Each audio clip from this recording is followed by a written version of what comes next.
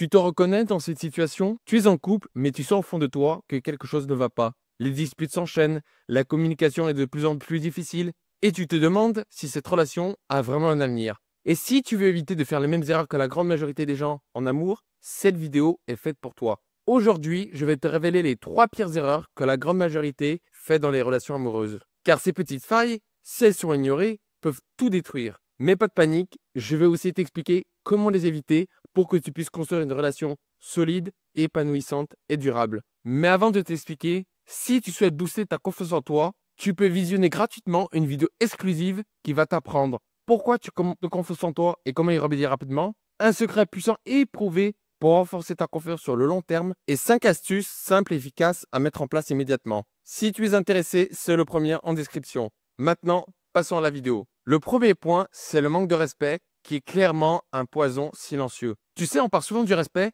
mais qu'est-ce que ça signifie réellement dans une relation? Ce n'est pas juste de dire « s'il te plaît » ou « merci », c'est beaucoup plus profond que ça. En fait, le respect, c'est reconnaître l'autre dans sa totalité, ses besoins, ses émotions et ses limites. Mais quand on manque de respect, même inconsciemment, les effets peuvent être dévastateurs. Et le pire, c'est qu'on ne s'en rend même pas compte au début. Chaque moquerie, chaque geste déplacé grignote un peu plus la confiance entre les deux personnes. Mais pour s'en rendre compte, encore faut-il voir les signes d'un manque de respect. Et je vais te montrer les 3 pires selon moi. Pour commencer, ignorer les besoins de l'autre. Ce n'est pas juste une question d'écoute, c'est de comprendre ce que l'autre ressent vraiment et a besoin et d'y répondre. Si tu vois que l'autre fait des efforts pour te montrer ses attentes, mais que toi tu ne fais rien, c'est un signe d'un manque de respect. Ensuite, rabaisser ou minimiser l'autre. Tu t'es déjà retrouvé dans une situation où quelqu'un te fait sentir que tu n'es pas à la hauteur. Ou pire, tu fais ça à quelqu'un d'autre, même inconsciemment. Car rabaisser, même sous forme de blague, crée une dynamique toxique. Et souvent, ça ne fait qu'empirer. Puisque chaque petite attaque verbale devient une pierre ajoutée à un mur invisible qui se dresse entre vous. Et le dernier point, l'absence d'effort pour résoudre les conflits. Dans toute relation, des conflits surgissent et c'est normal. Même si les deux parties ne sont pas prêtes à trouver un terrain d'entente, à comprendre l'autre et à faire des compromis, alors le respect disparaît petit à petit. Et il y a aussi l'inaction face au conflit devient aussi un manque de respect. Car cela montre qu'on ne valorise pas l'autre suffisamment pour chercher à améliorer la situation. Tu vois, l'impact du manque de respect ne se limite pas à une simple dispute, ça va bien plus loin que ça. Car chaque petite insulte ou négligence va toucher un aspect fondamental de la relation, la confiance. Et une fois que la confiance est brisée, il est extrêmement difficile de la reconstruire. Cela commence souvent par un sentiment d'insécurité qui s'installe petit à petit. On commence à douter de l'autre, à se demander si l'on veut vraiment compter sur lui ou sur elle. Ensuite, on a les malentendus qui se multiplient, les petites attentions se font plus rares, et tout ça peut mener à un vide émotionnel de plus en plus grand. Et le pire, c'est que parfois, on n'en parle même pas. Le respect n'étant pas une norme formelle, il devient difficile de poser des limites, de s'exprimer ou d'exiger un changement, et la relation finit par se détériorer, et on se retrouve avec ce sentiment amer de ne pas avoir été entendu, compris ou respecté. Mais il y a de l'espoir, bien sûr. Il est possible de renverser la situation, mais il faut agir rapidement et de manière proactive. Premièrement, il faut communiquer de manière ouverte et honnête. C'est essentiel. Si tu te sens insulté ou ignoré, exprime-le calmement. Dis ce que tu ressens sans accuser l'autre, mais en expliquant ton ressenti. En prenant la parole, tu établis une base pour établir une communication saine et équilibrée. Dans un second temps, reconnaître et valider les émotions de l'autre. Parfois, il ne s'agit pas de résoudre un problème immédiatement, mais simplement d'écouter et de reconnaître ce que l'autre ressent. Un simple « je comprends que tu sois en colère » peut souvent apaiser une situation tendue. L'important est de valider l'autre dans ses émotions sans minimiser ce qu'il ou elle traverse. Ensuite, apprendre à demander pardon. Le pardon n'est pas une faiblesse, c'est une force. Et reconnaître que l'on a fait du tort et s'excuser sincèrement, c'est une manière de montrer du respect. Mais attention, les excuses doivent être authentiques, pas une simple formalité pour passer à autre chose. Et dernier point, mettre des limites claires. Un manque de respect peut souvent se manifester par des comportements inappropriés. Il est donc essentiel de poser des limites. Car le « je ne veux pas être traité comme ça » n'est pas une demande excessive. C'est une exigence fondamentale pour protéger ta dignité et maintenir une relation saine. La seconde erreur, la jalousie excessive et l'insécurité. Tu as déjà ressenti cette pointe de jalousie? Peut-être que ton partenaire parle à quelqu'un d'autre, ou peut-être qu'un ami passe plus de temps avec d'autres personnes. Et là, ton esprit commence à tourner à toute vitesse. Tu commences à te dire, pourquoi tu préfères être avec lui? Tu vas m'abandonner? Et quand tu tiens à quelqu'un, c'est normal de penser comme ça. Car la jalousie sont des émotions naturelles dans une relation, Mais si elles ne sont pas gérées correctement, elles peuvent sérieusement nuire à la confiance et à l'harmonie. Puisque trop souvent, au lieu d'en parler ouvertement, elles se transforment en actions destructrices. Que ce soit un contrôle excessif, accusations non fondées et une pression constante sur l'autre. Tu sais, si tu laisses ces sentiments de côté sans les traiter, ils peuvent tout ranger lentement. Et avant que tu t'en rendes compte, la relation n'est plus du tout la même. Mais ce n'est pas une fatalité. Il existe des solutions pour gérer la jalousie de manière saine. Mais il est parfois difficile de savoir si la jalousie devient un problème. Surtout quand on a l'impression que c'est juste un petit sentiment. Cependant, il y a des signes clairs qu'une jalousie mal gérée peut détruire la relation. Déjà, contrôler constamment l'autre. Tu as l'impression qu'il ou elle ment ou cache des choses. Alors tu commences à vérifier ses messages, ses appels, à poser des questions incessantes. Et ce contrôle excessif est l'un des signes les plus évidents que la jalousie est devenue un problème. C'est une manière indirecte d'essayer de rassurer ses insécurités, mais ça détruit aussi la confiance et l'autonomie dans ta relation. Et bien entendu, les accusations sans fondement. Tu t'es déjà retrouvé à accuser l'autre de choses qu'il ou elle n'a pas fait? Peut-être une simple discussion avec un ami qui a déclenché une tempête dans ta tête. Mais ces accusations non fondées créent une atmosphère de méfiance constante. Même si la situation n'est pas grave, l'inquiétude et la paranoïa prennent le dessus. Et évidemment, le sentiment constant d'insécurité. Parfois, ce n'est pas qu'un problème externe, mais plutôt une question interne. Se comparer constamment à d'autres personnes, ou se demander si l'autre nous trouve toujours aussi attirant ou intéressant. Et cette insécurité, si elle n'est pas gérée, va graduellement affecter la dynamique de la relation. Car ce genre de sentiment de doute constant pousse l'autre à se fermer,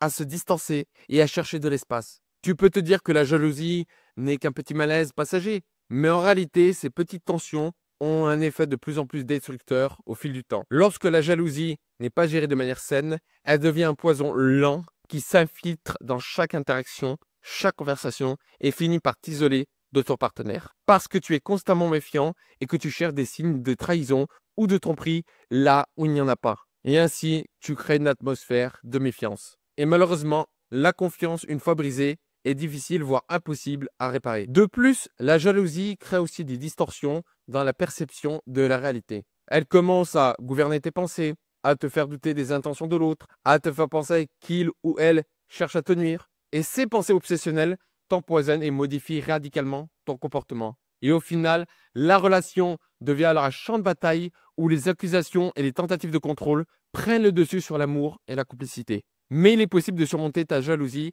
et les insécurités, mais pour cela, il faut prendre conscience de leur impact et les traiter de manière proactive. Donc commence par prendre du recul et identifie tes propres insécurités. Parfois, la jalousie n'a rien à voir avec l'autre personne, mais avec nos propres insécurités. Quand tu te sens jaloux, demande-toi pourquoi. Est-ce un signe où tu n'as pas assez confiance en toi? Est-ce un sentiment qui provient de tes propres peurs ou d'expériences passées? Bref, identifier la racine de ta jalousie est le premier pas pour la maîtriser. Ensuite, tu dois avoir un dialogue honnête avec cette personne. Si tu ressens de la jalousie, n'attends pas que ça explose en conflit. Et exprime tes sentiments de manière calme et ouverte à ton partenaire. Dis ce que tu ressens sans accuser l'autre. Par exemple, je me sens un peu laissé de côté quand tu passes du temps avec d'autres personnes et ça me rend un peu jaloux. Le fait d'avoir une communication non agressive te permet d'avoir une communication constructive. Et également renforcer la confiance mutuelle. Car la confiance est la base de toute relation sociale et il est crucial de bien la nourrir. Alors accepte de laisser de l'espace à l'autre et de faire confiance. Car accepter que ton partenaire puisse avoir une vie en dehors de vous ne remettra pas en cause ton lien avec lui ou avec elle. N'oublie pas, la confiance se bâtit au jour le jour par des actions cohérentes, non pas par des interrogatoires ou des vérifications constantes. Et le dernier point, travaille sur ton propre bien-être. Prendre soin de soi, développer sa propre confiance en soi et se concentrer sur ses passions et ses intérêts personnels est essentiel. Lorsque tu te sens épanoui en dehors de la relation, il devient plus facile de ne pas être constamment dépendant des actions de l'autre pour te sentir bien. Ne pas évoluer ensemble, le poison de la stagnation. Quand tu y réfléchis, les relations, c'est comme un jardin. Elles nécessitent de l'entretien, de l'attention et d'une évolution constante. Et d'ailleurs, tu t'es déjà demandé, est-ce que tu évolues vraiment avec ton partenaire? Ou peut-être que l'un de vous a l'impression de rester sur place tandis que l'autre avance. Si l'un des deux stagne ou refuse de grandir avec l'autre, cela peut créer un véritable déséquilibre. Parce qu'il ne faut pas oublier que les relations ne sont jamais figées. Elles sont dynamiques et chaque partenaire doit s'adapter, se développer et évoluer ensemble. Mais le problème, c'est quand l'un des deux refuse de faire évoluer la relation, Cela peut engendrer des frustrations profondes et mener à un éloignement inévitable. Mais alors, pourquoi est-il important d'évoluer ensemble? Et surtout, que faire si tu te retrouves dans une relation où tu as l'impression de ne pas avancer au même rythme que ton partenaire? Car quand une relation stagne, c'est souvent difficile à percevoir au début. Mais à mesure que le temps passe, certains signes deviennent évidents. En premier point, des objectifs divergents. Tu as des rêves et des ambitions et ton partenaire en a d'autres, ok. Mais ces rêves peuvent être de plus en plus incompatibles. Par exemple, l'un veut voyager et découvrir de nouvelles cultures, tandis que l'autre préfère rester dans une routine confortable. Et ces désaccords ne sont pas forcément un problème au départ, mais à long terme, ils peuvent créer un fossé difficile à combler. Ensuite, on a les discussions répétitives sur les mêmes sujets. Vous vous retrouvez à discuter encore et encore des mêmes frustrations, sans jamais vraiment avancer. Les sujets de conflit restent les mêmes. Manque de communication, attente non comblée, besoin non exprimés. Et ces répétitions deviennent épuisantes car il semble qu'il n'y ait pas de progrès. Il y a aussi que l'un des deux refuse de grandir ou de changer. Parfois, l'un des deux refuse de changer. Il ou elle préfère rester dans sa zone de confort, que ce soit sur le plan personnel, professionnel ou émotionnel. Et ce refus de s'adapter peut créer un fossé énorme. Si tu grandis mais que ton partenaire ne suit pas, il y a un risque réel de déconnexion et de frustration. Et évidemment, ça développe de la frustration et crée une distance émotionnelle. Parce que la relation stagne et l'un des deux partenaires commence à se sentir frustré et incompris. Et l'absence de croissance commune génère un sentiment de vide. On se rend compte que les conversations sont plus superficielles, qu'on ne partage plus les mêmes centres d'intérêt ou que l'intimité a diminué. Et ce sentiment de distance émotionnelle est souvent un signe clair que la relation ne progresse plus. Et tu l'auras compris, les relations sont faites pour évoluer. Lorsque l'un des deux partenaires reste immobile, tout le reste de la relation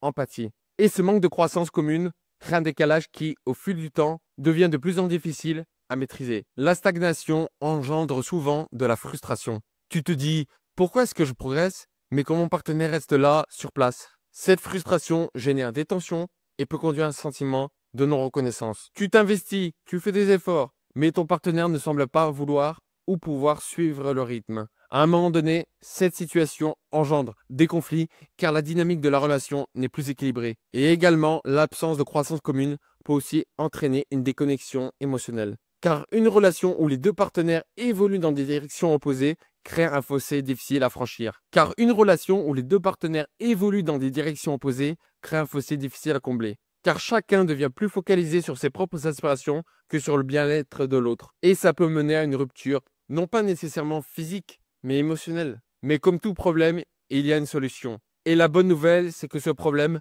peut être résolu. Il existe des moyens de surmonter la stagnation et de se réengager dans une relation dynamique où les deux partenaires grandissent ensemble. Pour commencer, il faut mettre en place des objectifs communs. Rien ne fait avancer une relation plus efficacement que des objectifs partagés. Discutez ensemble de vos rêves, de vos projets et de vos aspirations.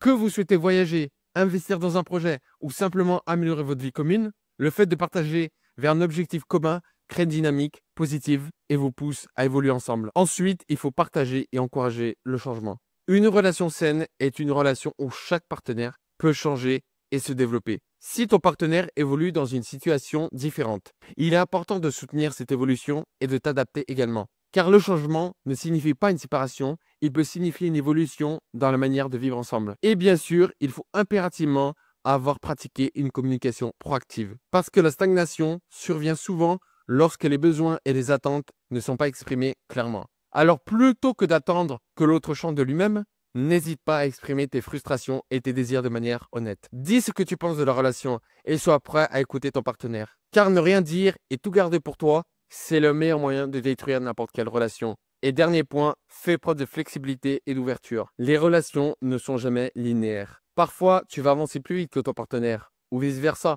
Mais au lieu de voir cela comme un obstacle, il est important de rester flexible. Soutiens ton partenaire dans ces moments de stagnation et sois prêt à ajuster ton propre rythme. Le but n'est pas de forcer l'autre à avancer à ton rythme, mais de trouver une synchronisation qui vous permet de grandir ensemble. Donc, qu'est-ce que tu dois retenir de tout ça? Tu l'auras compris, l'élément le plus important, c'est de communiquer calmement et d'écouter réellement l'autre. Si tu dois appliquer qu'un seul truc, c'est ça. Juste imagine-toi qu'on t'écoute réellement et que tu expliques ce que tu ressens. Tu te sens comment? Je ne pense pas me tromper, que tu te sens bien. Donc applique au moins ça dans un premier temps et tu verras déjà de gros résultats. Et je te rappelle que si tu souhaites booster ta confiance en toi, Tu peux visionner gratuitement une vidéo exclusive qui va t'apprendre pourquoi tu manques de confiance en toi et comment y remédier rapidement, un secret puissant et éprouvé pour renforcer ta confiance sur le long terme et 5 astuces simples et efficaces à mettre en place immédiatement. Si tu es intéressé, c'est le premier en description. Sur ce, je te remercie de m'avoir écouté, prends soin de toi et je te dis à très vite pour une nouvelle vidéo. Allez, ciao!